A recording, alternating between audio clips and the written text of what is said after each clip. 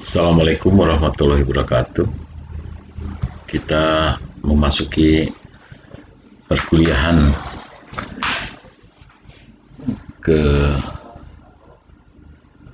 masuki bab kelima ya. Kita sekarang membahas mengenai hukum perbankan. Mana ini saudara-saudara setidaknya paham apa sih yang dimaksud dengan perbankan di Indonesia. Dasar hukum perbankan adalah Undang-Undang Nomor 10 Tahun 1998 tentang perubahan atas Undang-Undang Nomor 7 Tahun 1992 tentang perbankan. Jadi saudara harus mengetahui dulu apa yang dimaksud dengan definisi perbankan ini sendiri. Definisi dalam perbankan ini adalah bank adalah suatu badan usaha yang menghimpun dana dari masyarakat dalam bentuk simpanan dan menyalurkannya kepada masyarakat dalam bentuk kredit dan atau bentuk-bentuk lainnya dalam rangka meningkatkan taraf hidup rakyat banyak. Bank umum adalah bank yang melaksanakan kegiatan usaha secara konvensional dan atau berdasarkan prinsip syariah yang dalam kegiatannya memberikan jasa dalam lalu lintas pembayaran. Bank perkreditan rakyat adalah bank yang melaksanakan kegiatan usaha secara konvensional atau berdasarkan prinsip syariah yang dalam kegiatannya tidak memberikan jasa dalam lalu lintas pembayaran. Jadi BPR ini atau Bank Perkreditan Rakyat ini dia tidak mengeluarkan transaksi giro biliar, tidak mengeluarkan transaksi lalu lintas giral atau LLG, transfer dan lain sebagainya. Jadi ini hanya menyimpan dan menyalurkan dalam bentuk kredit. Ini di dalam BPR. Bank devisa adalah bank yang dapat melakukan transaksi dalam mata uang asing. Jadi misalnya saudara mempunyai rekan bisnis di Amerika, maka yang dapat melakukan transaksi melalui LC atau Letter of Credit ini adalah bank yang sudah mempunyai izin sebagai bank devisa. Karena banyak juga bank umum, beberapa bank umum baik konvensional maupun syariah, dia belum mempunyai izin dari otoritas jasa keuangan, dia melakukan transaksi dalam lalu lintas mengenai mata uang asing atau devisa ini sendiri. Jadi hanya bank-bank yang sudah mempunyai izin dari otoritas jasa keuangan di Indonesia yang sudah mempunyai izin, jadi dia bisa melakukan transaksi. Ini kegiatannya biasanya adalah mengenai ekspor dan impor. Bank sendiri ini jenis-jenisnya ada dua. Bank umum adalah bank yang melaksanakan kegiatan usaha secara konvensional dan atau berdasarkan prinsip syariah, yang mana kegiatannya memberikan jasa dalam lalu lintas pembayaran sebagaimana tadi telah disebutkan di atas. Ini banyak sekali. Contoh-contohnya saudara bisa Bank Rakyat Indonesia, Bank Mandiri, Bank Nasional Indonesia atau BNI, Bank Tabungan Negara atau BTN. Untuk yang swasta nasional bisa saja seperti BCA, BTPN, Bank Niaga dan lain sebagainya. Namun ada juga yang bank-bank tersebut mempunyai izin atau bisa menggunakan prinsip syariah, misalnya Bank Mandiri Syariah, Bank BCA Syariah. Maka itu Bank BCA Syariah dan lain sebagainya itu menggunakan prinsip-prinsip syariah dalam melakukan transaksi keuangannya.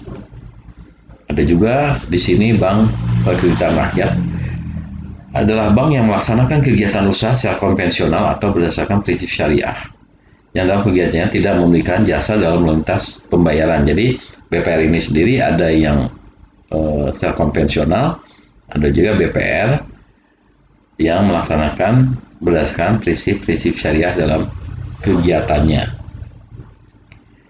Ini apa itu yang disebutkan tadi lalu lintas pembayaran ini, saudara tadi saya sebutkan ini adalah giro. Contohnya giro adalah simpanan yang penarikannya dapat dilakukan setiap saat dengan menggunakan cek. Ada Biro Gilead, ada sarana perintah pembayaran lainnya, atau dengan cara pemindah bukuan. Deposito adalah simpanan yang penarikannya hanya dapat dilakukan pada waktu tertentu berdasarkan perjanjian nasabah penyimpan dengan bank. Contohnya saudara menyimpan uang dengan perjanjian deposito bisa 1 bulan, 3 bulan, 6 bulan, ataupun 12 bulan. Itu tergantung perjanjian saudara dengan pihak banknya. Sertifikat deposito adalah simpanan dalam bentuk deposito yang sertifikat bukti penyimpanannya dapat dipindah tangankan. Jadi itu adalah atas unjuk. Siapa yang dapat menunjukkan sertifikat deposito atau SDB ya, sertifikat deposito berjangka, itu siapapun yang membawa sertifikat itu bisa dipindah tangankan. Jadi bukan atas nama tapi berataskan atas yang membawa sertifikat deposito tersebut. Itu adalah sertifikat deposito dapat diperjualbelikan kepada siapapun yang memerlukan. Tabungan adalah simpanan yang penarikannya hanya dapat dilakukan dengan syarat tertentu yang disepakati, tetapi tidak dapat ditarik dengan cek, bilet giro, atau lain sebagainya. Surat berharga adalah surat pengakuan hutang, wesel, saham, obligasi, sekuritas kredit, atau setiap derivatifnya untuk kepentingan lainnya. Yang dimaksud dengan kredit di dalam perbankan ini adalah penyediaan uang atau tagihan yang dapat dipersamakan dengan itu berdasarkan persetujuan ataupun kesepakatan pinjam-meminjam. Pembiayaan berdasarkan prinsip syariah adalah penyediaan uang atau tagihan yang dipersamakan dengan itu berdasarkan persetujuan atau kesepakatan antara bank dan pihak lain yang mewajibkan pihak yang dibiayai untuk mengembalikan uang atau tagihannya tersebut setelah jangka waktu tertentu dengan imbalan bagi hasil. Prinsip syariah adalah aturan perjanjian berdasarkan hukum Islam antara bank dan pihak lain untuk menyimpan dana atau pembiayaan kegiatan usaha atau kegiatan lainnya yang dinyatakan sesuai dengan syariah, antara lain dengan pembiayaan berdasarkan prinsip bagi hasil, mudharabah, pembiayaan berdasarkan prinsip penyertaan modal, musyarakah, prinsip jual beli barang dengan memperoleh keuntungan, atau pembiayaan barang modal berdasarkan prinsip sewa murni tanpa pilihan, izarah, dengan adanya pilihan pemindahan kepemilikan atas barang yang disewa dari pihak bank kepada pihak lain. Penitipan adalah penyimpanan harta berdasarkan perjanjian atau kontrak antara bank umum dan penitip, dengan ketentuan bank umum yang bersangkutan tidak mempunyai kepemilikan atas benda tersebut. Yang disebut nasabah adalah pihak yang menggunakan jasa bank. Nasabah penyimpan adalah nasabah yang menempatkan dananya di bank dalam bentuk simpanan berdasarkan perjanjian bank dengan nasabah yang bersangkutan. Sedangkan nasabah debitur adalah nasabah yang memperoleh fasilitas kredit atau pembiayaan berdasarkan prinsip syariah atau yang dipersamakan dengan itu. Jadi antara prinsip syariah itu berdasarkan perjanjian bank dengan nasabah yang bersangkutan. Di sini di perbankan ada yang disebut pihak terafiliasi. Nanti ini kaitannya dengan undang-undang rahasia bank.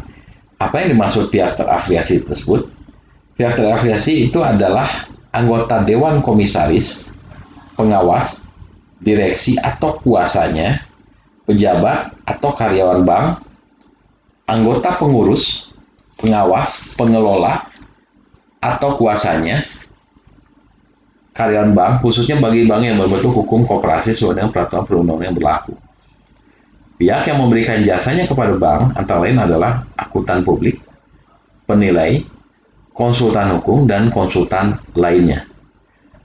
Pihak yang menurut penilaian Bank Indonesia turut serta mempengaruhi pengelolaan bank, antara lain pemegang saham dan keluarganya, keluarga komisaris, keluarga pengawas, keluarga direksi, dan keluarga pengurus.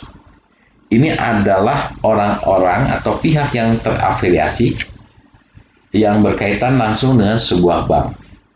Nanti akan dijelaskan mengenai rahasia perbankan apa saja yang terafiliasi. Agunan adalah jaminan tambahan yang diserahkan nasabah debitur kepada bank dalam rangka pemberian fasilitas kredit atau pemberian pembiayaan berdasarkan prinsip syariah.